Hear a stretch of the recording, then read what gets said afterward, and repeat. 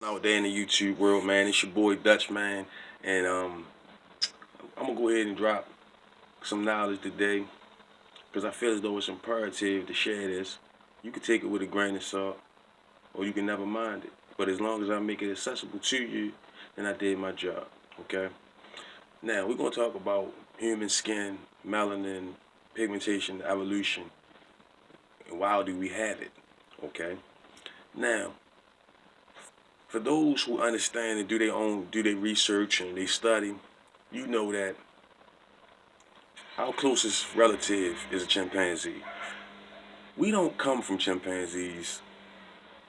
We come from a distant relative. We both share a distant relative, if you can comprehend that. But we do not come from chimpanzees. Okay, but we do share a large portion of our genetic makeup with chimps. It's just a fact. You can believe it or not, but it's fact still. Okay. Now,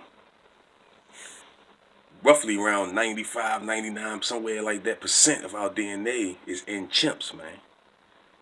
So, we have a distant relative. But anyway, the reason why I say that is because if you look at a chimpanzee, he's covered in hair, right?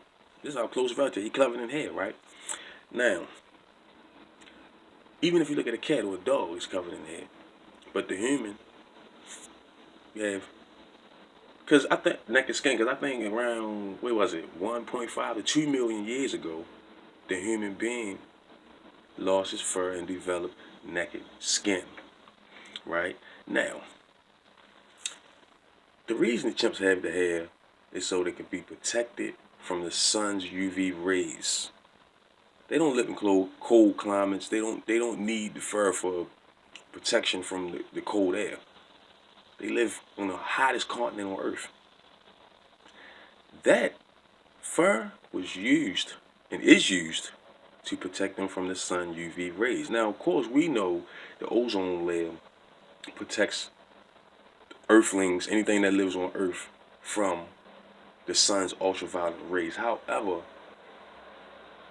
some of these ultraviolet rays do pass through the ozone layer easily. But these UV rays are not the deadly ones that are blocked out, but they do have an effect on your life. When that sun touches your skin, it has an effect on your life. Now, if you think about it, right, when we lost our fur or hair, body hair, almost 2 million years ago, what did we gain in place of that body hair to protect us from the sun's UV rays? What did we gain? Melanin. The melanin gene lay dormant in the human body for thousands and thousands of years until we lost that body hair and we needed it, so it activated. The gene just turned on. That is how complex the human body is, man. Do your research.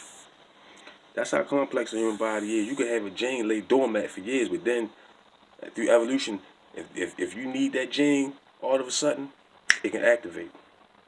But that's what we got to protect us when we lost the fur, was melanin to protect us from the sun's UV rays. Melanin is excellent protecting from the sun's rays. Because you got to remember, people lived in Africa, the continent of Africa, which is the motherland of all people, for 100,000 years before we even left off the continent.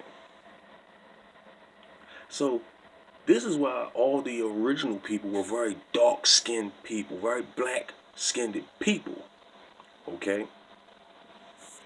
Maybe not the color black as like the crayon, but dark-skinned people, indigo-skinned colored people. That was the original color for people, And it's kind of like crazy because now people then left the continent.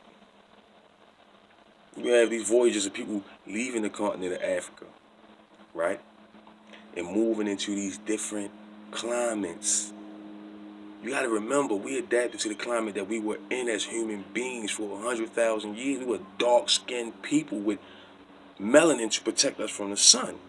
Okay, so you had these voyages of people leaving. So people leave Africa and they move into these climates like Europe, Asia, where it's totally different from Africa. It's freezing cold in Siberia and fucking it's cold over there compared to where we originally came from.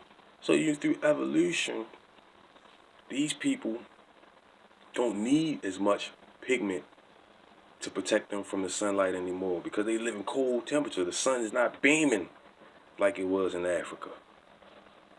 So their facial features turn different. They don't need to take in as much oxygen as us. Our noses are bigger because we had to breathe in more oxygen. It's hot where we from. They got thinner noses than us because they don't need to breathe in as much oxygen as us because it's cold where they are. Use your brain. Study, man. But this is the reason that you have different skin colors of people. The original skin color of people were dark-skinned people. Everybody should know that by now.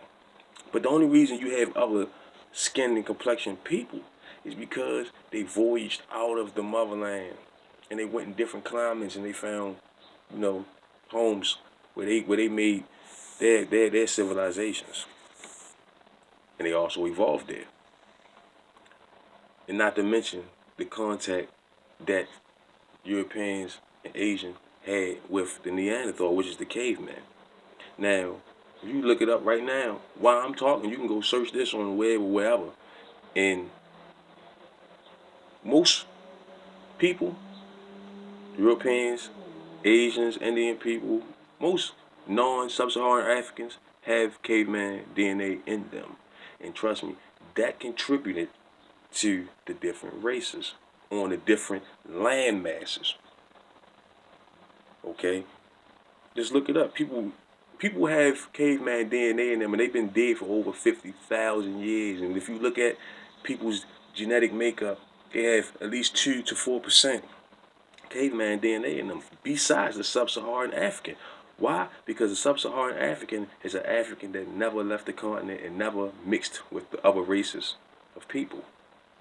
So there's no caveman DNA. This is the only people in the world like this that have no caveman DNA in them. That's because they're original people. They didn't leave the motherland. They are the original people. So they have all the original features, all the original things that we developed in Africa. There's no cavemen in Africa.